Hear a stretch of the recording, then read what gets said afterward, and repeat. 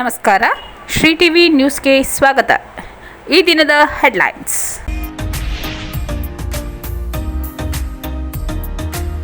ಜಿಲ್ಲೆಯಲ್ಲಿ ಪೊಲೀಸ್ ಧ್ವಜ ದಿನಾಚರಣೆ, ಆಕರ್ಷಕ ಪಥ ಸಂಚಲನ.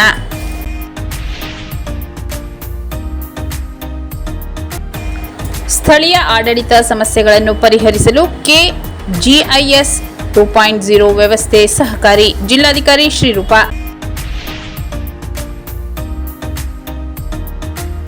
ಅದ್ಧೂರಿಯಾಗಿ ಜರುಗಿದ ಟಿ ನರಸೀಪುರದ ಶ್ರೀ ಗುಂಜಾ ನರಸಿಂಹಸ್ವಾಮಿ ಬ್ರಹ್ಮ ರಥೋತ್ಸವ.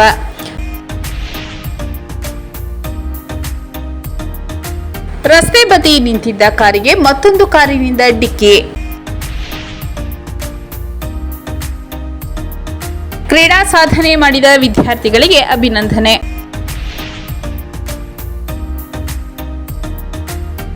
ಆರೋಗ್ಯ ಇಲಾಖೆಯಲ್ಲಿ ಉತ್ತಮ ಸೇವೆ ಸಲ್ಲಿಸಿ ವಯೋನಿವೃತ್ತಿ ಹೊಂದಿದ ದ್ವಾರಕೀಶ್ ರವರಿಗೆ ಸನ್ಮಾನ. ಹನೂರು ತಾಲೂಕಿನ ಪುನ್ನಾಚಿ ಗ್ರಾಮ ಪಂಚಾಯಿತಿ ವ್ಯಾಪ್ತಿಯ ಗೇರಟ್ಟಿ ಗ್ರಾಮದಲ್ಲಿ ಪ್ರೇಮಿಗಳ ಆತ್ಮಹತ್ಯೆ.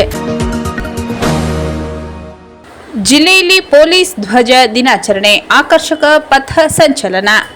ನಗರದ ಜಿಲ್ಲಾ ಸಶಸ್ತ್ರ ಮೀಸಲು ಪಡೆ ಪೊಲೀಸ್ ಕವಾಯತು ಮೈದಾನದಲ್ಲಿ ಜಿಲ್ಲಾ ಪೊಲೀಸ್ ಇಲಾಖೆ ವತಿಯಿಂದ ಪೊಲೀಸ್ ಧ್ವಜ ದಿನಾಚರಣೆ ಕಾರ್ಯಕ್ರಮ ಆಯೋಜಿಸಲಾಗಿತ್ತು. ಕಾರ್ಯಕ್ರಮದಲ್ಲಿ ಮಾತನಾಡಿದ ನಗರದ ಜಿಲ್ಲಾ ಸಶಸ್ತ್ರ ಮೀಸಲು ಪಡೆ ಪೊಲೀಸ್ ಕವಾಯತು ಮೈದಾನದಲ್ಲಿ ಜಿಲ್ಲಾ ಪೊಲೀಸ್ ಇಲಾಖೆ ವತಿಯಿಂದ ಆಯೋಜಿಸಿದ ಪೊಲೀಸ್ ಧ್ವಜ ದಿನಾಚರಣೆ ಕಾರ್ಯಕ್ರಮದಲ್ಲಿ ಮಾತನಾಡಿದ ಜಿಲ್ಲಾ ಪೊಲೀಸ್ ವರಿಷ್ಠಾಧಿಕಾರಿ ಎಂ ಮುತ್ತುರಾಜ್ ರವರು ಪೊಲೀಸ್ ಇಲಾಖೆಯಲ್ಲಿ ಸೇವೆ ಸಲ್ಲಿಸಿ ನಿವೃತ್ತರಾದ ಅಧಿಕಾರಿ ಹಾಗೂ ಸಿಬ್ಬಂದಿ ಆರೋಗ್ಯ ನೆರವಿಗೆ ಸಹಾಯವಾಗಲೆಂದು ಪ್ರತಿ ವರ್ಷ ಪೊಲೀಸ್ ಧ್ವಜ ದಿನಾಚರಣೆ ಹಾಗೂ ಕಲ್ಯಾಣ ದಿನವನ್ನು ಆಚರಿಸಲಾಗುತ್ತಿದೆ.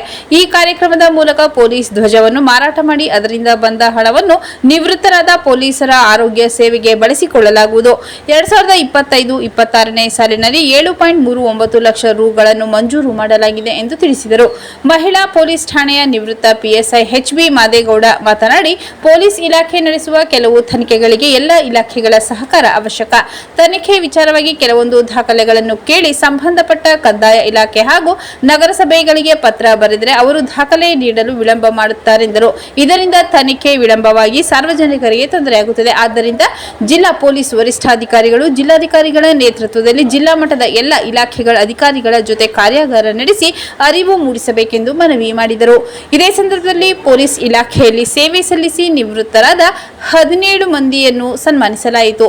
ಇದಕ್ಕೂ ಮುನ್ನ ಕಾರ್ಯಕ್ರಮದಲ್ಲಿ ಮುಖ್ಯ ಅತಿಥಿಯಾಗಿ ಭಾಗವಹಿಸಿದ್ದ ನಿವೃತ್ತ ಪಿಎಸ್ಐ HB ಮಾದೇಗೌಡ ಅವರು ಪೊಲೀಸ್ ತುಕಡಿಗಳಿಂದ ಗೌರವ ವಂದನೆ ಸ್ವೀಕರಿಸಿದರು. ನಂತರ ಪಥ ಸಂಚಲನ ನಡೆಯಿತು. ಬಳಿಕ ಧ್ವಜಗಳ ವಿತರಣೆ ಮಾಡಲಾಯಿತು.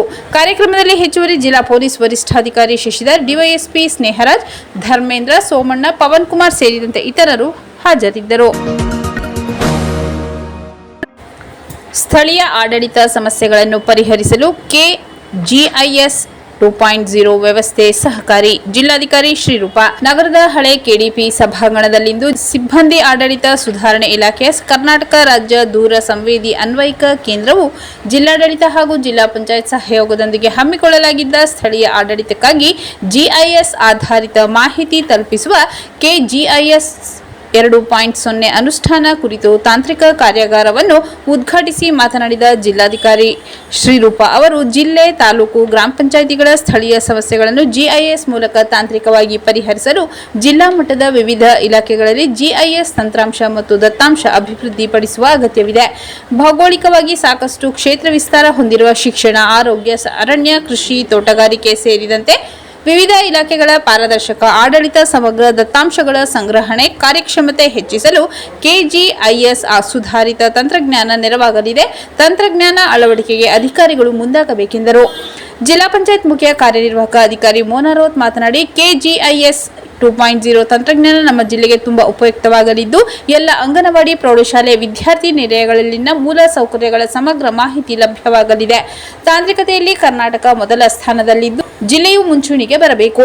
ಕಾರ್ಯಾಗಾರದಲ್ಲಿ ಕೆಜಿಐಎಸ್ 2.0 ತಂತ್ರಜ್ಞಾನದ ಕುರಿತು ಯಾವುದೇ ಅನುಮಾನಗಳಿದ್ದರೂ ಪರಿಹರಿಸಿಕೊಳ್ಳುವಂತೆ ಜಿಲ್ಲಾ ಮಟ್ಟದ ಅಧಿಕಾರಿಗಳಿಗೆ ಸಲಹೆ ನೀಡಿದರು. ಜಿಲ್ಲಾ ಪೊಲೀಸ್ ವರಿಷ್ಠಾಧಿಕಾರಿ ಎಂ ಮುತ್ತುರಾಜ್ ಮಾತನಾಡಿ, ತಾಂತ್ರಿಕತೆ ಈಗ ಸಾಕಷ್ಟು ಮುಂದುವರೆದಿದ್ದು ಕೃಷಿ ಭೂಮಿಗೆ ಬೇಕಾದ ನ್ಯೂಟ್ರಿಷಿಯನ್, ಮಣ್ಣಿನ ಆರೋಗ್ಯ, ಬೆಳೆ ಸರ್ವೆ, ಬೆಳೆ ನಷ್ಟದ ಮಾಹಿತಿ KGIS 2.0 ತಂತ್ರಜ್ಞಾನದಿಂದ ದೊರೆಯಲಿದ್ದು ಪೊಲೀಸ್ ಇಲಾಖೆಗೆ ಮೊಬೈಲ್ ಅಪ್ಲಿಕೇಶನ್ ನೆರವು ನೀಡಲಿದೆ. KGIS 2.0 ತಂತ್ರಜ್ಞಾನವನ್ನು ಜಿಲ್ಲಾ ಮಟ್ಟದ ಅಧಿಕಾರಿಗಳು ಸದ್ಬಳಕೆ ಮಾಡಿಕೊಳ್ಳಬೇಕೆಂದರು. ಕರ್ನಾಟಕ ರಾಜ್ಯ ದೂರ ಸಂವೇದಿ ಅನ್ವಯಿಕ ಕೇಂದ್ರದ ನಿರ್ದೇಶಕ NL ರಾಜೇಶ್ ಮಾತನಾಡಿ, ಸಿಬ್ಬಂದಿ ಮತ್ತು ಆಡಳಿತ ಸುಧಾರಣೆಯ ಇಲಾಖೆಯಲ್ಲಿ ಅಧೀನದಲ್ಲಿ ಕಾರ್ಯನಿರ್ವಹಿಸುತ್ತಿರುವ ಕರ್ನಾಟಕ ರಾಜ್ಯ ದೂರ ಸಂವೇದಿ ಅನ್ವಯಿಕ ಕೇಂದ್ರವು ಕರ್ನಾಟಕ ಭೌಗೋಳಿಕ ಮಾಹಿತಿ ವ್ಯವಸ್ಥೆ ಆವೃತ್ತಿ ಯೋಜನೆಯನ್ನು ರಾಜ್ಯದಲ್ಲಿ ಯಶಸ್ವಿಯಾಗಿ ಅನುಷ್ಠಾನಗೊಳಿಸಿದೆ. ಭೌಗೋಳಿಕ ಆರ್ಥಿಕ ವ್ಯತ್ಯಾಸಗಳನ್ನು ತಂತ್ರಜ್ಞಾನದ ಮೂಲಕ ಸರಿಪಡಿಸಲು ವಿವಿಧ ಇಲಾಖೆಗಳ ಸಮನ್ವಯ ಅವಶ್ಯಕವಾಗಿದೆ ಎಂದರು. KGIS 2.0 ವ್ಯವಸ್ಥೆಯು GIS ಆಧಾರಿತ ನೈಜ ದತ್ತಾಂಶ, ಆಧುನಿಕ ವಿಶ್ಲೇಷಣೆ ಮತ್ತು ತಾಂತ್ರಿಕ ಸಾಮರ್ಥ್ಯ ಸಂಯೋಜಿಸುವ ಗುರಿಯೊಂದಿಗೆ ತ್ವರಿತವಾಗಿ ನಾಗರಿಕರು, ಇಲಾಖಾಧಿಕಾರಿ, ಭೂಷಿಕ ಮಾಹಿತಿಯೊಂದಿಗೆ ವ್ಯವಹಾರ ನಡೆಸಲು NOC ನೀಡಲು ಸುಧಾರಿತ DSS ಅನ್ವಯಿಕೆಗೆ ಅಭಿವೃದ್ಧಿಪಡಿಸುವ ಉದ್ದೇಶ ಹೊಂದಿದ್ದು, ಜಿಲ್ಲಾ ಮಟ್ಟದಲ್ಲಿ ಏನೇ ಬದಲಾವಣೆಗಳಾದರೂ ಮಾಹಿತಿಗಳು ಅಪ್ಡೇಟ್ ಆಗಬೇಕು. ಆಗ ಮಾತ್ರ ತಂತ್ರಾಂಶದ ಮೂಲಕ ನಾಗರಿಕರಿಗೆ ಅವಶ್ಯಕ ಮಾಹಿತಿ ಸುಲಭವಾಗಿ ಲಭ್ಯವಾಗಲಿದೆ ಎಂದು ರಾಜೇಶ್ ತಿಳಿಸಿದರು. ಕರ್ನಾಟಕ ರಾಜ್ಯ ದೂರ ಸಂವೇದಿ ಅನ್ವಯಿಕ ಕೇಂದ್ರದ ವೈಜ್ಞಾನಿಕ ಅಧಿಕಾರಿ ಲಕ್ಷೋಜಿ ಹಾಗೂ ಕರುಣಾಕರನ್ ಅವರು PPT ಮೂಲಕ ಕಾರ್ಯಾಗಾರದಲ್ಲಿ KGIS 2.0 ವ್ಯವಸ್ಥೆ ಬಗ್ಗೆ ವಿವರಿಸಿದರು. ಹೆಚ್ಚುವರಿ ಜಿಲ್ಲಾಧಿಕಾರಿ T ಜವರೇಗೌಡ, ಕರ್ನಾಟಕ ರಾಜ್ಯ ದೂರ ಸಂವೇದಿ ಅನ್ವಯಿಕ ಕೇಂದ್ರದ ತಾಂತ್ರಿಕ ಅಧಿಕಾರಿಗಳು ಕಾರ್ಯಾಗಾರದಲ್ಲಿ ಉಪಸ್ಥಿತರಿದ್ದರು. ಅದ್ಧೂರಿಯಾಗಿ ಜರುಗಿದ ಟಿ ನರಸೀಪುರದ ಶ್ರೀ ಗುಂಜಾ ನರಸಿಂಹಸ್ವಾಮಿ ಬ್ರಹ್ಮ ರಥೋತ್ಸವ ಇಂದು ಮಧ್ಯಾಹ್ನ 12:55 ಸಮಯದಲ್ಲಿ ಸಲ್ಲುವ ಮಿಥುನ ಲಗ್ನದಲ್ಲಿ ಪ್ರಧಾನ ಅರ್ಚಕ ಶ್ರೀಧರ್ ಭಟ್ ರವರು ನರಸಿಂಹಸ್ವಾಮಿ ಮೂರ್ತಿಗೆ ಪೂಜೆ ಸಲ್ಲಿಸಿದ ನಂತರ ತಹಸೀಲ್ದಾರ್ TJ ಸುರೇಶ್ ಆಚಾರ್ ಅವರು ಸಾಂಪ್ರದಾಯಿಕವಾಗಿ ರಥಕ್ಕೆ ಚಾಲನೆ ನೀಡಿದರು. ಬೆಳಗ್ಗೆ 6 ಗಂಟೆಯಿಂದಲೇ ದೇವಸ್ಥಾನದಲ್ಲಿ ವಿಶೇಷ ಪೂಜಾ ಪುನಸ್ಕಾರ ನಡೆದವು. ನಂತರ ಮಂಟಪೋತ್ಸವ ಕಾರ್ಯಕ್ರಮ ನಡೆದ ನಂತರ ಶ್ರೀ ನರಸಿಂಹಸ್ವಾಮಿ ಕುಲಸ್ಥರಾದ ವ್ಯಾಸರಾಜಪುರದ ಯಜಮಾನರು ಆಲ್ಗೂಡು ಗ್ರಾಮಕ್ಕೆ ತೆರಳಿ ಅಲ್ಲಿನ ಗ್ರಾಮಸ್ಥರಿಗೆ ಆಹ್ವಾನದ ವೀಳ್ಯ ನೀಡಿ ಕರೆತಂದು ರಥವನ್ನು ಪ್ರದಕ್ಷಿಣೆ ಮಾಡಿ ನಂತರ ತಹಸೀಲ್ದಾರ್ ಅವರು ರಥೋತ್ಸವಕ್ಕೆ ಚಾಲನೆ ನೀಡಿದರು. ಟಿ ನರಸೀಪುರ, ವ್ಯಾಸರಾಜಪುರ, ಆಲ್ಗೂಡು, ಗೋಪಾಲಪುರದ ಯಜಮಾನರು ರಥವನ್ನು ನೆಳೆದು ಚಾಲನೆ ನೀಡಿದರು. ಭಕ್ತರ ಹರ್ಷೋದ್ಗಾರ, ಜಯಘೋಷ ಮೊಳಗಿತು. ರಾಜ್ಯದ ಹಲವೆಡೆಯಿಂದ ಆಗಮಿಸಿದ್ದ ಭಕ್ತವೃಂದ ಶ್ರೀ ಲಕ್ಷ್ಮೀ ಸಮೇತ ನರಸಿಂಹಸ್ವಾಮಿ ರಥಕ್ಕೆ ಹಣ್ಣು ಜವನ ಎಸೆದು ಭಕ್ತಿ ಸಮರ್ಪಿಸಿದರು. ರಥ ವಿಶ್ವಕರ್ಮ ಬೀದಿ ಮಾರ್ಗವಾಗಿ ತೇರಿನ ಬೀದಿಯಲ್ಲಿ ಸಂಚರಿಸಿ ಸ್ವಸ್ಥಾನಕ್ಕೆ ಮರಳಿತು. ರಥೋತ್ಸವ ಕಾರ್ಯಕ್ರಮದಲ್ಲಿ ಟಿ ನರಸೀಪುರದ ಯಜಮಾನ ಮಹದೇವಸ್ವಾಮಿ, ಮಹದೇವ್, ಗೋಪಾಲ್ಪುರ ಯಜಮಾನ ರಮೇಶ್, ಮಲ್ಲೇಶ್, ಆಲ್ಗೂಡು ಯಜಮಾನರಾದ ಸಿದ್ನಾಯ್ಕ, ವ್ಯಾಸರಾಜಪುರದ ಯಜಮಾನರಾದ ರಂಗನಾಥ ಪ್ರಸನ್ನ, ಜ್ಞಾನೇಂದ್ರ, ರಮೇಶ್, ಕೃಷ್ಣ, ರಾಮಚಂದ್ರ, ಚಿನ್ನಸ್ವಾಮಿ, ಆಗಮಿಕರಾದ ವೆಂಕಟೇಶ್, ಪಾರುಪತ್ತಿದಾರ ಪ್ರದೀಪ್, ಬಂಡಿಕರಾದ ಗಿರೀಶ್ ಶ್ರೀಪಾದ್, ಕಂದಾಯ ನಿರೀಕ್ಷಕ ಮಹೇಂದ್ರ, ಗ್ರಾಲೆ ವಿಕಾಸ್, ವಿಜೃಂಭಣೆ ಮಹದೇಶ್ವರ ಸೇವಾ ಬಳಗದ TN ಮಂಜುನಾಥ್, ಶೇಖರ್, ಮೋಹನ್, ಮಂಜುನಾಥ್, ಆಲ್ಗೂಡು ರಾಜಣ್ಣ, ಚಂದ್ರಾರ ಕೃಷ್ಣನಾಯಕ್, ನವೀನ್ ಪ್ರಸಾದ್, ಕಾಂತರಾಜ್ ರಾಜಣ್ಣ, ನೂತನ ಕಿರಣ್ ಸೇರಿದಂತೆ ಇತರರು ಹಾಜರಿದ್ದರು. ರಥೋತ್ಸವದ ಹಿನ್ನೆಲೆ ರಾಜ್ಯದ ವಿವಿಧ ಭಾಗಗಳಿಂದ ಆಗಮಿಸಿದ್ದ ಭಕ್ತಾದಿಗಳಿಗೆ ಶ್ರೀ ವಜ್ರಮನೆ ಮಹದೇಶ್ವರ ಸೇವಾ ಬಳಗದ ವತಿಯಿಂದ ದಾಸೋಹ ನಡೆಸಲಾಯಿತು. ಶ್ರೀರಾಮ ಸೇವಾ ಬಳಗದ ವತಿಯಿಂದ ಭಕ್ತರಿಗೆ ಕುಡಿಯುವ ನೀರಿನ ಬಾಟಲಿಗಳನ್ನು ವಿತರಿಸಲಾಯಿತು. ಪಟ್ಟಣದ ಹಲವು ಕಡೆ ಮಜ್ಜಿಗೆ, ಪಾನಕ, ಕೋಸಂಬರಿ, ಮೊಸರನ್ನವನ್ನು ವಿತರಿಸಲಾಯಿತು. ಇದರಿಂದ ಪಟ್ಟಣದಲ್ಲಿ ಹಬ್ಬದ ವಾತಾವರಣ ಸೃಷ್ಟಿಯಾಗಿತ್ತು. ರಸ್ತೆ ಬದಿ ನಿಂತಿದ್ದ ಕಾರಿಗೆ ಮತ್ತೊಂದು ಕಾರಿನಿಂದ ಡಿಕ್ಕಿ. ಜಿಲ್ಲೆಯ ಗುಂಡ್ಲುಪೇಟೆ ಪಟ್ಟಣದ ಹೊರವಲಯದಲ್ಲಿ ಮಗುವಿಗೆ ಊಟ ಮಾಡಿಸಲೆಂದು ರಾಷ್ಟ್ರೀಯ ಹೆದ್ದಾರಿ ಬದಿಯಲ್ಲಿ ಕಾರು ನಿಲ್ಲಿಸಿದ್ದ ವೇಳೆ ಹಿಂಬದಿಯಿಂದ ಬಂದ ಮತ್ತೊಂದು ಕಾರ್ ಡಿಕ್ಕಿ ಹೊಡೆದ ಪರಿಣಾಮ ಕಾರು ಸಂಪೂರ್ಣವಾಗಿ ಜಖಮಾಗಿದೆ. ಪಟ್ಟಣದಿಂದ ಹಂಗಳ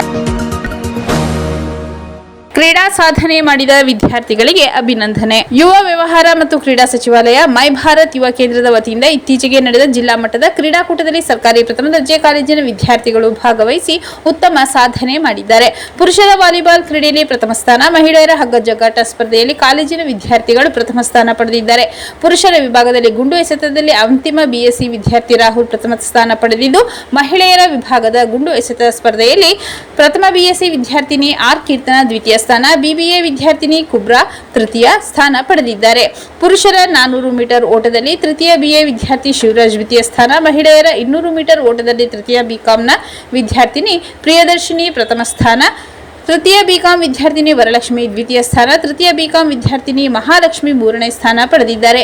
ಕ್ರೀಡೆಯಲ್ಲಿ ಸಾಧನೆ ಮಾಡಿದ ವಿದ್ಯಾರ್ಥಿಗಳಿಗೆ ಕಾಲೇಜು ಪ್ರಾಂಶುಪಾಲರಾದ ಡಾಕ್ಟರ್ RS ಅಶ್ವಿನಿ, ಕ್ರೀಡಾ ಸಂಚಾಲಕ GK ದೀಪಿಕಾ, ದೈಹಿಕ ಶಿಕ್ಷಕ GL ಮಹದೇವ ಸೇರಿದಂತೆ ಇನ್ನಿತರ ಅಧ್ಯಾಪಕರು ಅಭಿನಂದಿಸಿದ್ದಾರೆ.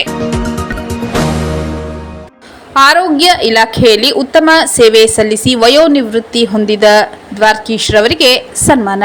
ಆರೋಗ್ಯ ಇಲಾಖೆಯಲ್ಲಿ ಉತ್ತಮ ಸೇವೆ ಸಲ್ಲಿಸಿ ಚಾಮರಾಜನಗರದಲ್ಲಿ ವಯೋನಿವೃತ್ತಿ ಹೊಂದಿದ ದ್ವಾರಕೀಶ್ ಅವರನ್ನು ಜಿಲ್ಲಾ ಆರೋಗ್ಯ ಅಧಿಕಾರಿ ಚಿದಂಬರ ಎಸ್ ರವರು ಗೌರವಿಸಿ ಸನ್ಮಾನಿಸಿದರು. ಈ ಸಂದರ್ಭದಲ್ಲಿ ಮಾತನಾಡಿದ ಅವರು, ಸರ್ಕಾರದ ಆದೇಶದಂತೆ 60 ವರ್ಷದ ನಂತರ ಸೇವೆಯಿಂದ ನಿವೃತ್ತಿ ಹೊಂದುವುದು ಸಹಜ. ದ್ವಾರಕೀಶ್ ಅವರು ಹಿರಿಯ ಪ್ರಯೋಗಶಾಲಾ ತಾಂತ್ರಿಕ ಅಧಿಕಾರಿಯಾಗಿ ಜಿಲ್ಲಾ ರೋಗವಾಹಕ ಆಶ್ರಿತ ರೋಗಗಳ ನಿಯಂತ್ರಣಾಧಿಕಾರಿಗಳ ಕಚೇರಿ ಹಾಗೂ ಚಾಮರಾಜನಗರ ರವರು ಆರೋಗ್ಯ ಇಲಾಖೆ ಸೇರಿದಂತೆ 35 ವರ್ಷಗಳ ಸೇವೆ ಸಲ್ಲಿಸಿ ಆರೋಗ್ಯ ಇಲಾಖೆಯಲ್ಲಿ ಉತ್ತಮವಾಗಿ ಸೇವೆ ಸಲ್ಲಿಸಿದ್ದಾರೆ. ಇವರ ನಿವೃತ್ತಿ ಜೀವನ ಸುಖದಿಂದ ಇರಲಿ ಎಂದು ಹೇಳಿದರು. ಈ ಸಂದರ್ಭದಲ್ಲಿ ಲಿಂಗರಾಜ್, ಸಹಾಯಕ ಆಡಳಿತಾಧಿಕಾರಿ ಮಂಜುಳಾ, ಬಿಎಸ್ ಕುಮಾರಿ, ಶೋಭಾ, ಕಚೇರಿ ಅಧೀಕ್ಷಕರು, ಸರ್ಕಾರಿ ನೌಕರರ ಸಂಘದ ಮಾಜಿ ಅಧ್ಯಕ್ಷ ಹಾಗೂ ಹಾಲಿ ನಿರ್ದೇಶಕ ಚಂದ್ರಶೇಖರ್, ಪ್ರಥಮ ದರ್ಜೆ ಸಹಾಯಕರಾದ ಕಿರಣ್ ಎಸ್, ಯೋಗೇಶ್, ಪ್ರಮೋದ್ ಕುಮಾರ್, ಮಹದೇವಸ್ವಾಮಿ, ಬಿಂದು, ರಾಜೇಶ್ವರಿ, ದ್ವಿತೀಯ ದರ್ಜೆ ಸಹಾಯಕರು ಹಾಗೂ ಮುಬಾರಕ್ ಪಾಷಾ, ನಂಜುಂಡಸ್ವಾಮಿ ಸೇರಿದಂತೆ ಇತರರು ಭಾಗವಹಿಸಿದ್ದರು. ಹನೂರು ತಾಲೂಕಿನ ಪುನ್ನಾಚಿ ಗ್ರಾಮ ಪಂಚಾಯಿತಿ ವ್ಯಾಪ್ತಿಯ ಗೇರಟ್ಟಿ ಗ್ರಾಮದಲ್ಲಿ ಪ್ರೇಮಿಗಳ ಆತ್ಮಹತ್ಯೆ. ಹನೂರು ತಾಲೂಕಿನ ಮೀಡಿಯಂ ಗ್ರಾಮ ಪಂಚಾಯಿತಿ ವ್ಯಾಪ್ತಿಯ ನಕುಂದಿ ಗ್ರಾಮದ ನಾಗೇಂದ್ರ, ಪಾಲಾರ್ ಗ್ರಾಮದ ನಾದಿಯಾ ಆತ್ಮಹತ್ಯೆ ಮಾಡಿಕೊಂಡಿದ್ದ ಪ್ರೇಮಿಗಳಾಗಿದ್ದಾರೆ. ಪಾಲಾರ್ ಗ್ರಾಮದ ಮಾದೇವ್ ಪುತ್ರಿ ನಾದಿಯಾ ಯಳಂದೂರು ತಾಲೂಕಿನ ಬಿಳಿಗಿರಿ ರಂಗನ ಬೆಟ್ಟದ ಐಪಿಎಚ್ ಸಂಸ್ಥೆಯಲ್ಲಿ ಕರ್ತವ್ಯ ನಿರ್ವಹಿಸುತ್ತಿದ್ದರು.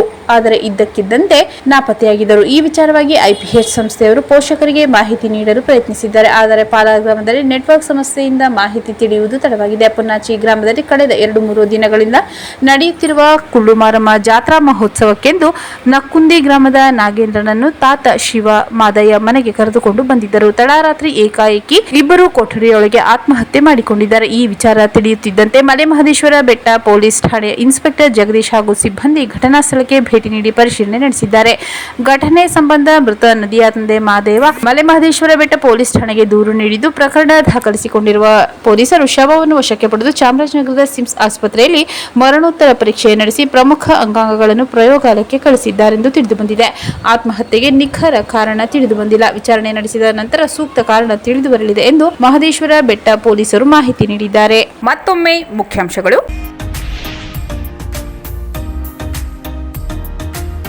ಜಿಲ್ಲೆಯಲ್ಲಿ ಪೊಲೀಸ್ ಧ್ವಜ ದಿನಾಚರಣೆ, ಆಕರ್ಷಕ ಪಥ ಸಂಚಲನ.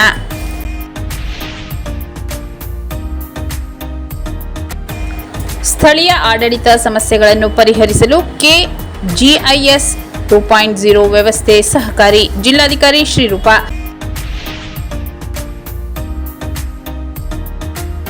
ಅದ್ಧೂರಿಯಾಗಿ ಜರುಗಿದ ಟಿ ನರಸೀಪುರದ ಶ್ರೀ ಗುಂಜಾ ನರಸಿಂಹಸ್ವಾಮಿ ಬ್ರಹ್ಮ ರಥೋತ್ಸವ.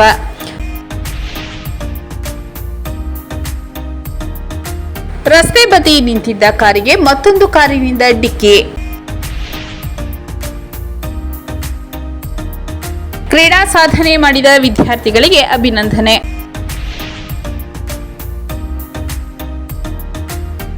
ಆರೋಗ್ಯ ಇಲಾಖೆಯಲ್ಲಿ ಉತ್ತಮ ಸೇವೆ ಸಲ್ಲಿಸಿ ವಯೋನಿವೃತ್ತಿ ಹೊಂದಿದ ದ್ವಾರಕೀಶ್ ರವರಿಗೆ ಸನ್ಮಾನ. ಹನೂರು ತಾಲೂಕಿನ ಪುನ್ನಾಚಿ ಗ್ರಾಮ ಪಂಚಾಯಿತಿ ವ್ಯಾಪ್ತಿಯ ಗೇರಟ್ಟಿ ಗ್ರಾಮದಲ್ಲಿ ಪ್ರೇಮಿಗಳ ಆತ್ಮಹತ್ಯೆ.